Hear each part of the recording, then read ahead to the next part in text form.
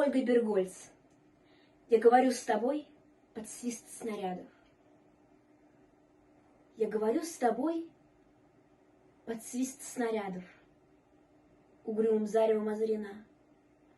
Я говорю с тобой из Ленинграда. Страна моя, печальная страна.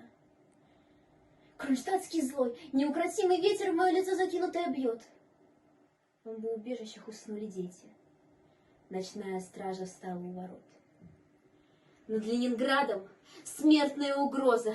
Бессонные ночи, тяжек день любой, но мы забыли, что такое слезы, что называют страхом и мольбой.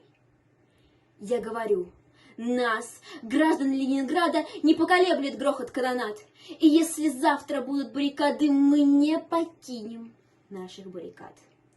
И женщины с бойцами встанут рядом, и дети нам патроны поднесут. И над всеми нами зацветут старинные знамена Петрограда. Руками сжав обугленное сердце, такое обещание даю. Я, горожанка, мать красноармейца, погибшего под стрельнею в бою. Мы будем драться с беззаветной силой. Мы одолеем бешеных зверей, мы победим.